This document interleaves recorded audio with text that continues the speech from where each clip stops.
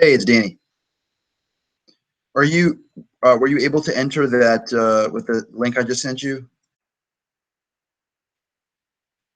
I sent like a hangouts.google.com. Just it's a link. Oh no, I sorry. I sent it to the. Well, hold on. Let me just invite you with your Gmail then again. One second. I assume this is the way it's done. I mean, a Google Hangout on air would allow us to record this conversation, and then I can use it later. So I just haven't done it for this before, but okay, I just sent you an invitation, so stay on the line here. And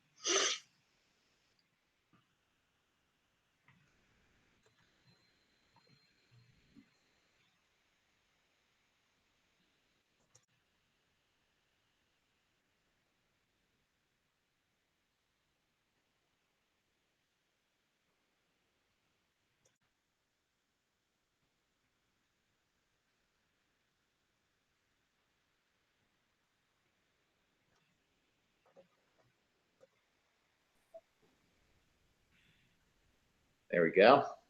okay, all right, I'm gonna hang up now. Okay. Perfect. You can hear me all right? Yes, I can. Okay, perfect. You know, I have like some sunlight coming in. I'm gonna move away so it's not the sun's not coming off the side of the screen I'll do the same. that time of day. Yep. Thanks again. I appreciate this so much. How's your week gone? It's been busy. It's just kind of been a full day of meetings today and traveling tomorrow. So Where are you going? I'm going down to South Carolina, so just a couple-hour drive from Charlotte to Spartanburg, but a drive on a Friday nonetheless. Yeah, it's never fun. Rather be home on a Friday. Yeah. Well, the good thing is that when I'm coming back after my meetings, I'm going towards Charlotte, and usually the heavy traffic is coming out of Charlotte on a Friday, so I won't get, it'll be too bad. That's good. Hey, is there a way for your camera? It's like you're kind of. Yeah, I'm kind of crooked, aren't I? Yeah. Yeah, there you go. You're a little more centered. There we go. Okay, great. So I think, look, I can just. Let's see here if I can. Can you bring it up to almost like eye level so you're not like looking down at it as much? Let's see how I can do this. Good question. I mean, it's fine. It's just. Yeah. Not going to be easy to change the angle because all the other desks that I have around here are going to be shorter, so I'll be looking down. All right, that's fine. That's fine. I mean, as long as people can hear you, that's what counts. Yeah. So really, what I wanted to do here, first, I want to just let you discuss your background a little bit, just so people can trust the source, so to speak, and Sure. your background, who you've worked with, some of the companies you've worked with, and your experience in recruiting and in just sort of business management, and then we'll go back to the questions I asked you before. Just generally, how should people be approaching the ATS? I love your advice about you shouldn't just submit and then wait around. You should then go try to find, a hiring manager, recruiter, reach out a second way. Yeah. I think that is such like invaluable advice. People would never think to do it. And that's what I really want you to hit on. And then we talked about uploading resumes, making sure that it's formatted correctly. Right. And then we talked about making sure you're hitting the right skills. The skill, like the terminology. Gonna jump out at the computer. And then lastly, when I'll ask you these questions, but just to remind you, the fact that some companies are better at this than others, some are more sophisticated than others. You got to just kind of go through it. You got to suck it up, so to speak. Right. You got to just, no matter how long or short it is, you got to just do it to the best of your ability, and remember to follow up afterwards is the best course of action. Exactly. So this thing is just recording, and I'll just edit all this early part out later. But so we'll just get started in just a sec. Let me make those notes to myself one more time. Like in my home office, I have my UVA diploma as well. Nice. So Funny. Exactly the frame that I have. That's right.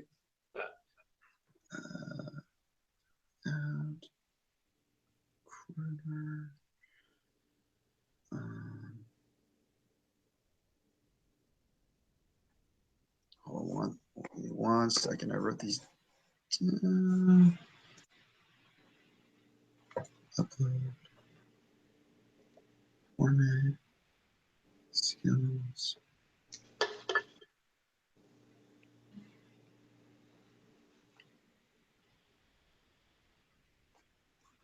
And remind me again your job title right now.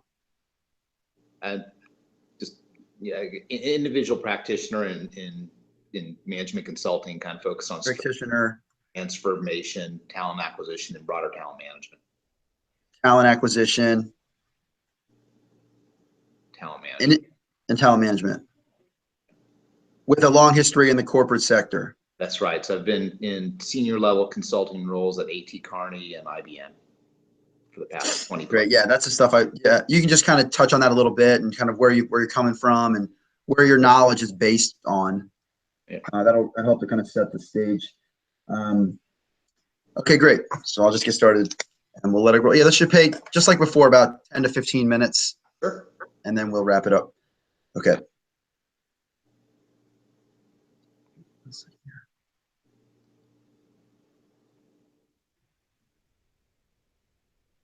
Welcome into my bonus section of the course.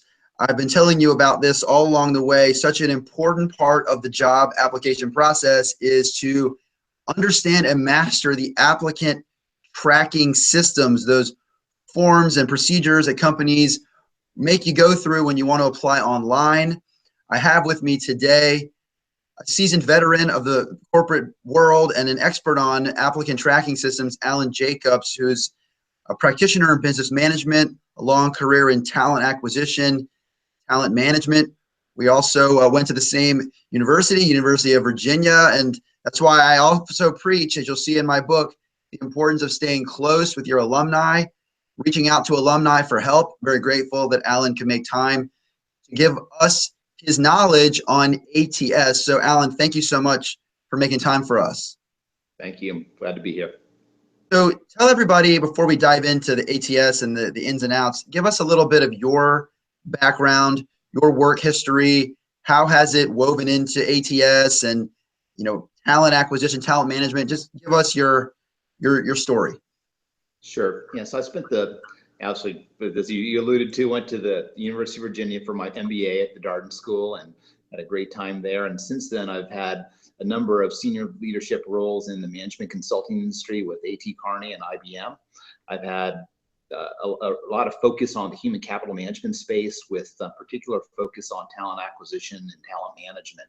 And that capacity, both from a strategy perspective as well as how to help companies do a better job of employment branding and putting the best foot forward for the organizations, using applicant tracking systems to facilitate the recruiting workflow, and also in terms of how do they do a better job of screening and assessing candidate capabilities so they have the best fit for the organization, both culturally and for the job itself.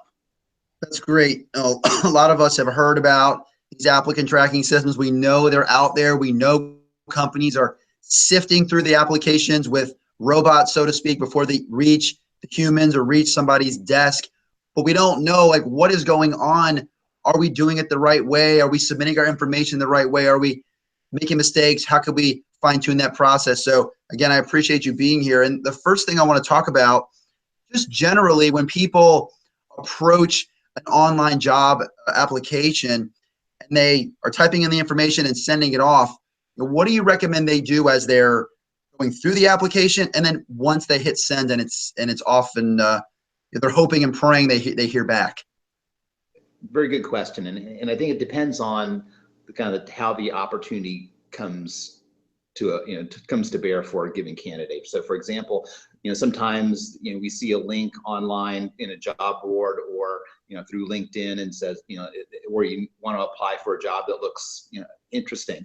And usually the first step in that process is it's going to direct you to an applicant tracking system for that client. And it's going to basically ask you for your key information, ask you to upload your resume, and then that's going to kind of start the process for many organizations. So in some cases, you'll get reached out to by a recruiter, but even in that case, you're ultimately going to be asked to go to the applicant tracking system to upload your information, and maybe even answer some basic questions about your background and skills to help them get a better flavor for your fit for that particular job role. So they're always going to be funneling you into those systems because it's just more efficient for them. It's more convenient for them. They don't want you to go outside of that system. So once someone applies through the ATS, what do you recommend they do next? Do they just sit and press send and say, oh, geez, I hope I hear back from them, which is what most people do. What do you recommend people do?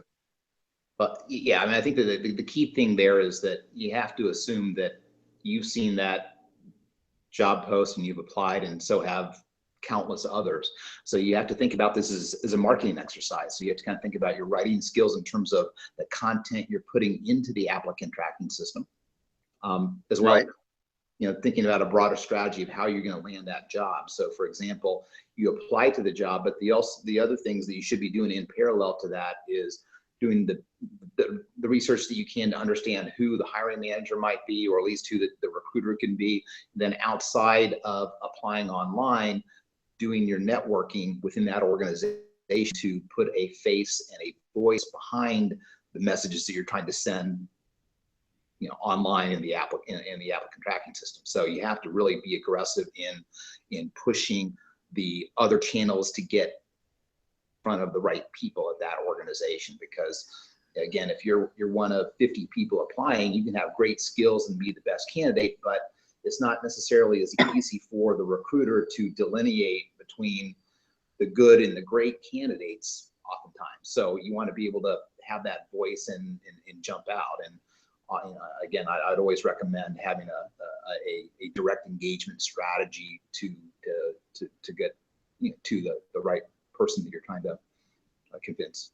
I love that strategy. I think it's so smart to send off the application as best you can and then go try to make a personal connection with the person involved in the hiring manager, the employer directly, recruiter, whoever it may be. That allows you, as you said, if everybody's good, what's going to make you great? And if they feel like they know you and they've had a relationship with you in some capacity, that could elevate you in the hiring process and get you in the door for an interview over someone else who may have had comparable resume, comparable experience. I think that's such fantastic advice. We rarely hear that. People will probably tell you all day long just how to navigate the ATS. They wouldn't tell you what to do beyond that. And I think that your advice is so sound. So thank you on that. When people upload their resumes to an ATS, what should they be thinking about before they would submit? I know we've heard that sometimes these different systems can format the resume in funny ways. It could spill out on the other end in funny ways. What do you recommend people do so their work looks the best? Yeah, very good point. And the thing that the way that I suggest people look at this is that think about the information you're putting in is just as much about a marketing document as anything that you would do in terms of how would you kind of market your skills on LinkedIn, for example. So you have to, as you upload your information, it's going to ask you to do that. Typically what you're going to find is that different applicant tracking systems will parse the data differently. Some will do a really good job of pulling the information from your resume over, and it's going to look good in the way you intended it to look. Other times it's going to get parsed strangely, and you'll find that bullet points disappear. You'll find that text gets grouped together, and it's hard to right. And you have to think about it from the other end of the perspective. If you're the recruiter, it's hard to read, not real clear about the skills that jump out because all of the words are meshed together. That's hurting you from an evaluation standpoint. So usually you will have the option to reformat text once it's been uploaded, and I would suggest that you make sure that it's formatted in the appropriate way. But the other thing that I'd also do is kind of thinking about this as a marketing document, making sure the keywords that highlight your skills for that particular job are very relevant and very visible in the very beginning sections of each component of either the questions that are being asked or the resume as it is uploaded. Because you think about most recruiters, there's probably going to spend a minute, 2 minutes per CV, and they're going to make a snap judgment. Do I want to more, or I'm going to pass? Yep. So your qualifications have to be right up front, very bold, and understood that, hey, this is relevant to the job that I'm trying to fill. And as a recruiter, I'm going to prioritize this candidate. I'm going to read the rest of their CV. That's great, and that actually leads into my next question, which was, should you be focusing hard on specific skills, software, certification, which actually, for the folks watching, if you've seen in my module 1, I talk about the importance of being very specific with your skill set on your resume, not saying a skill like passionate about success or excellent leadership skills, but being very tangible with the software, the tools of the trade, the things you know how to physically do, because those are the words that the ATS will sift through, and also what the human reader wants to see as well. Am I right? Oh, absolutely. And you think about a lot of recruiters. There's in many cases they're generals. They're covering a lot of different job categories for their organization, and they're not necessarily going to be experts in every single one. So what they're trying to match against is a job description that's been provided by the hiring manager and maybe some other notes. And what you want to be able to do is make sure that you have the right keywords and buzzwords that are relevant to that job, that are going to say, hey, yeah, this person knows what has what I'm looking for. And I think most people can kind of know what those are and make sure that that's very prevalent in their CV or what they upload. Well, I think people do know what their strengths are, but they don't think that those are oftentimes are what go in a skill section. And I see time and again, I'm having to erase what people have created. And you see in the module, I show you a person I worked with, and I erased all of his vague skills. Passion for success was one of his skills, and I replaced it with he knew how to use all these construction equipment. He wanted to work in construction.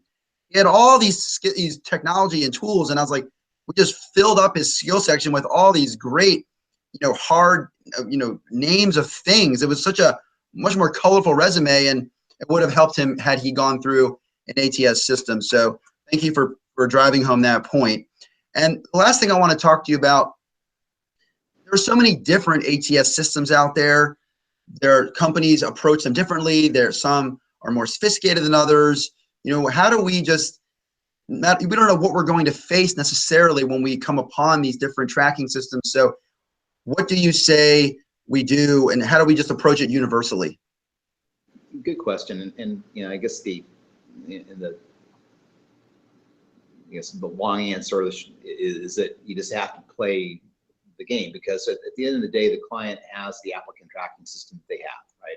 And the good thing these days is that there is beginning to have some degree of consolidation. So Brass Ring, Taleo, Workday's recruitment module, iSIMS, and a few others are becoming more and more prevalent, and there is a degree of consolidation. So you start to see similar formats across organizations because the technology is converging a bit. But at the end of the day, I think many are still relatively cumbersome, and the degree and sophistication of how clients or companies utilize their ATS can vary quite widely as well. So in many respects, you kind of just have to suck up the work and make sure that you're answering the questions as thoroughly as possible, going through the process. Again, as I mentioned earlier, making sure that you're presenting the information in the way you want it to be seen, both after you upload or you enter short answers directly, and making sure that your qualifications are jumping out. But I think you just have to stick with it, and then, like I said earlier, follow that up with a direct engagement plan to get to either the hiring managers, people that at that organization, maybe it's your alumni group that you can network through, people that can vouch for your credibilities, get you that interview. I think that's the important element that goes with applying through the ATS. You know, Alan, I'm curious, have you had anybody do this to you where they've applied and then reached out to you after the fact, and that helped them maybe not get the job, but at least kind of navigate the path and get a foot in the door? Oh, absolutely. Absolutely. I mean, again, when you kind of think about it from a recruiter standpoint, or even from a hiring manager's perspective, you have a lot of, resumes you're trying to sort through and figure out who you want to prioritize and interview. And if you have somebody that is, okay, you have a colleague that says, okay, I know this person, I know you have this open role, I can vouch for this person, I used to work with them, whatever the story may be, that's going to jump to your top of your list, and you can say, okay, I'm going to give this guy a shot because he's recommended by somebody that I know, right, trust. So, right. Absolutely. So I mean that can go, and I've had situations, even my own career, where I applied for something online, nothing happened, and through the networking actually got an interview. Yep. So yep. The ATS application didn't go anywhere, didn't get any response, but through the networking actually got an interview for that job. So it's very much. You got to attack from all sides. That's right. When it's you against the world, so to speak. And I think your advice was great. And I just think it's something a lot of people wouldn't consider. They say, oh, I've just been applying everywhere, I never hear back from anywhere. And they think the world's against them, when it's just a matter of thinking through the process differently and sort of being more cunning and a step ahead of the competition. So yeah, I really appreciate it. And you can, of course, those watching, not Alan, of course, but you can check the worksheet section of our course. And I have a template provided that shows you how to reach out to a recruiter or hiring manager after you apply through the ATS to make yourself known and to start the conversation to help do what he's saying, which is to not just sit on your hands and wait for a response, but to be proactive and try to start that dialogue alongside your online application. So make sure you check that out and use it as a reference, of course, as you begin to apply for jobs. Alan, thank you so much for your time, for your knowledge. We really appreciate it. And I know it's going to help everybody watching to be one step ahead of the competition, which is what this course is all about. Thank you very much, Dan. Okay, great. That was great. I think it recorded because I saw my test earlier recorded. It's in my YouTube, so it's there. Good. So I think we're good. And excellent. I was kind of thinking on the fly because I actually had not made up that template yet, but I'm going to. And I'm going to have you review it just to check my work.